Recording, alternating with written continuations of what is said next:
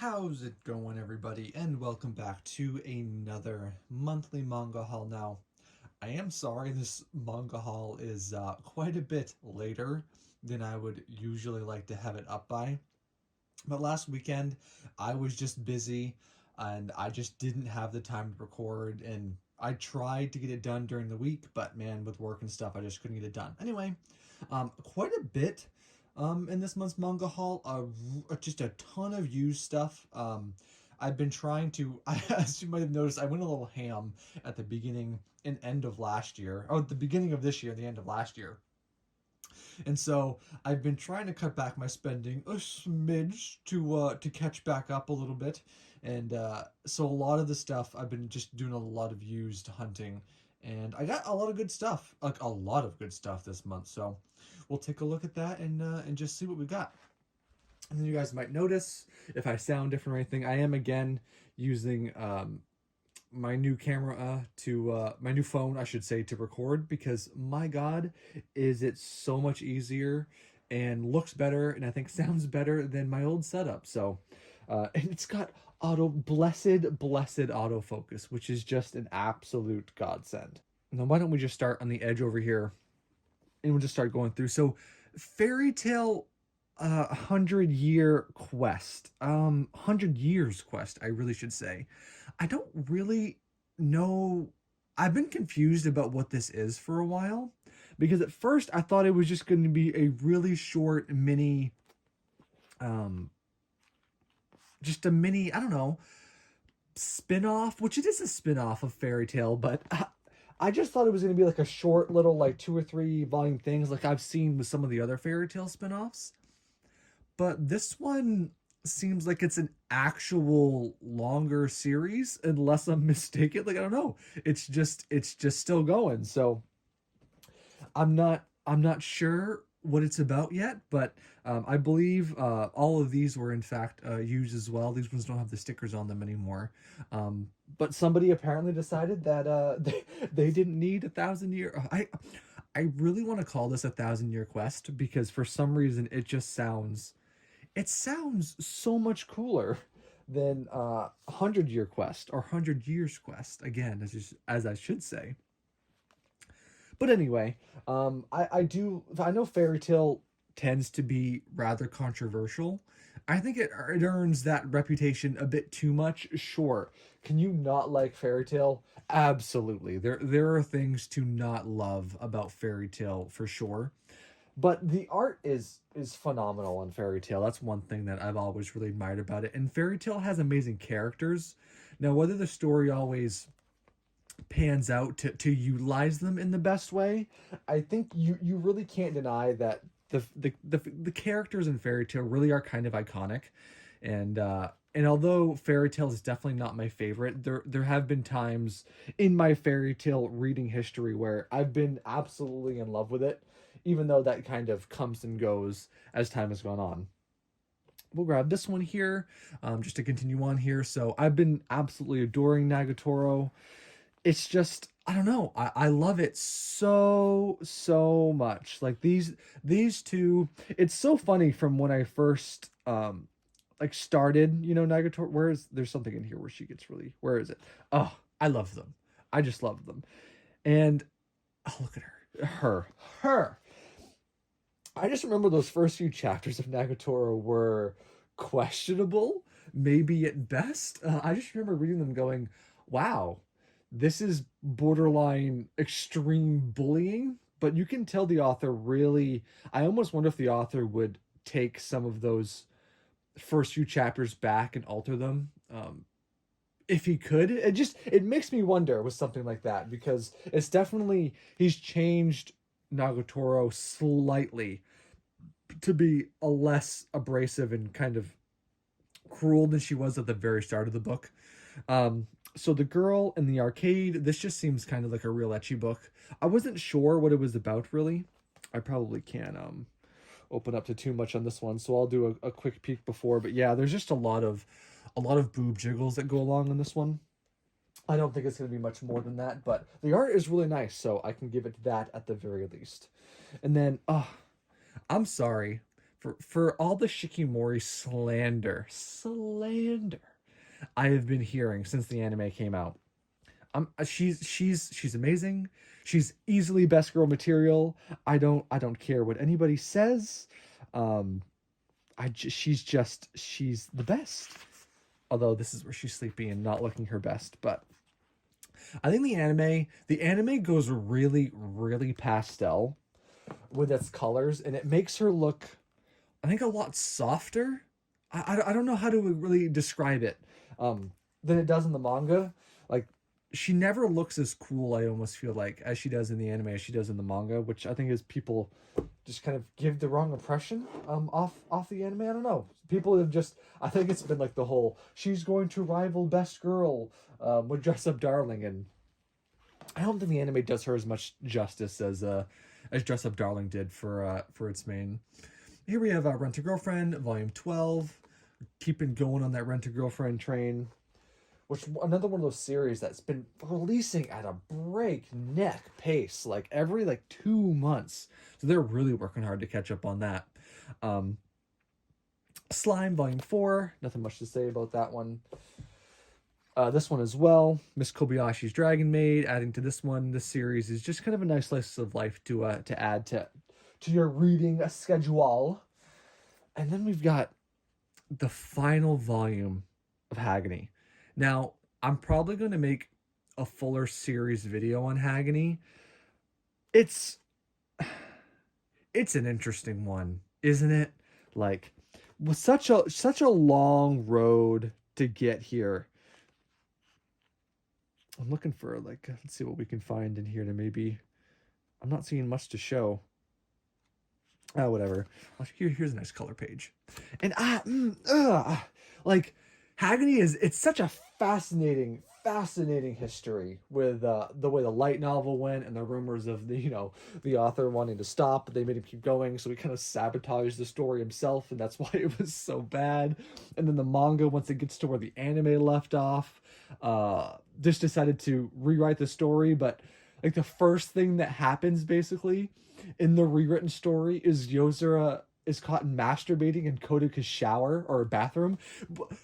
On the crazy, just absolutely banana sandwich. So I'm scared to read that volume of Hagony. I've been putting it off for so long, and I just haven't brought myself to it yet.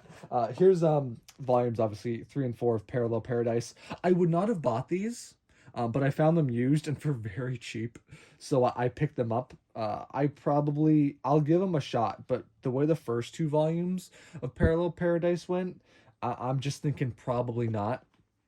Like, the sex scenes in it are really kind of almost borderline uncomfortable, and then the art to go along with them isn't that great. So I don't know, we'll see. I'll give it another shot just because I found them used, but that's about it. Here's volume 14 of Kokomi. I've been actually rereading Kokomi right now, so in love with it. I love Kokomi, and then I think this part of the story is way better than the beginning. With Komi Can't Communicate, the first like book or two, I don't think it creates the friend characters very well, but as the series goes on, they're way better and way more interesting. Absolutely.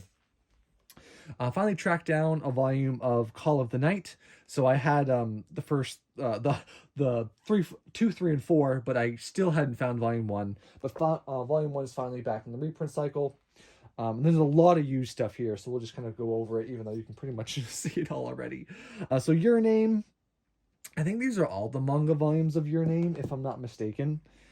Obviously, the movie is fan freaking tastic. So I'm interested to see how the manga is, because it's one of those things where the animation in the movie is so amazing. Highly doubt that the manga can really do it justice or be as good, but still I'm sure it can be definitely an enjoyable read.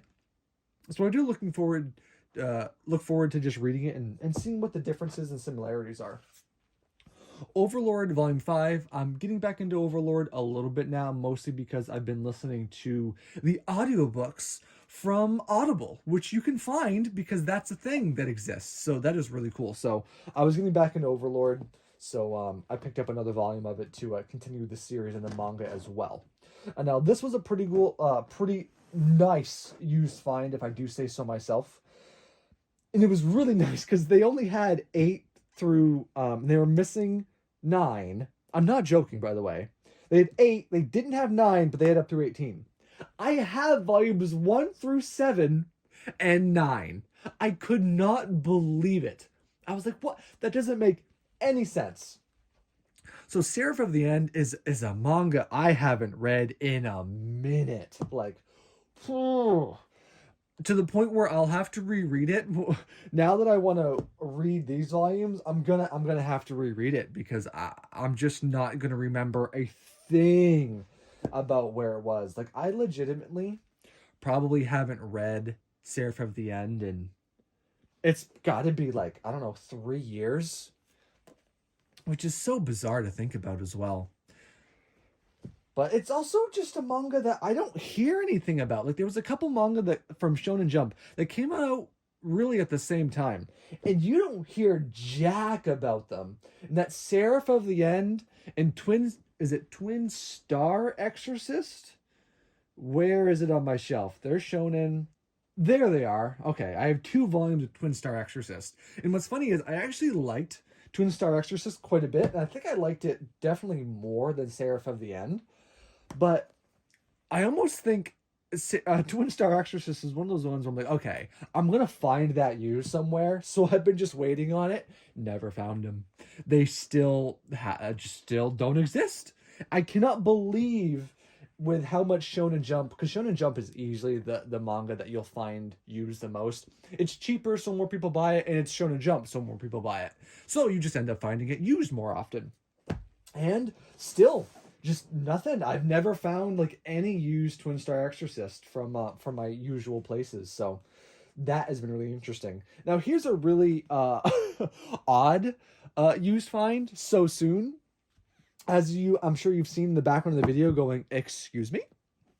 So we have Shaman King. Now, I wasn't going to buy any of these because I hate the spines, and harking back to my omnibus video the other day, this is not a good omnibus release. Now, what really pisses me off about this omnibus release, and I really wish I had one of them to show you, is that this just came out. You know what also just came out from Kodansha? Is the Attack on Titan and the Seven Deadly Sins omnibuses, which are also 3-in-1s, but they made them about this big. Now, how they screwed this up, I don't understand. You have to make an omnibus this thick bigger, and they did it with Attack on Titan and Seven Deadly Sins. Like, they had the formula, they had the recipe, but they didn't with these, and so I just wasn't going to buy these. I think the spines are really ugly. So these were just like not working for me on all sides. So you can see the spines here, but I don't know. Once I found them used, and for these were $8 and the list price is 20, I was like, I will pick those up. I will pick those up and give them a shot because that just seems like a good deal, and I can't pass up a good deal. Now here's another good deal that I'm sure some of you are annoyed about, because some of you may have overpaid massively for these volumes, and I don't know why you would, because they obviously would be coming back around. And not only did they just come back into print, I just found some used ones just to make it a lot easier on myself. So I have volumes 1 through 5 already, and so I had to pick around a little bit, so I'm gonna have to make sure I remember which volumes I have here so I can actually grab the volumes I need next time. But it was really weird, the assortment of used volumes they had. It was very strange. So they had volume 6, 8, so I'm going to need to track down to volume 7 now. 8 and 9. These do have pretty covers, although the spines are kind of plain. 10, although I guess it kind of works for a series like this. You don't really want that really bright, colorful ones with this one. And 12. So I need, out of those ones there, I'll obviously need to find 11 and 7, but a really good used find.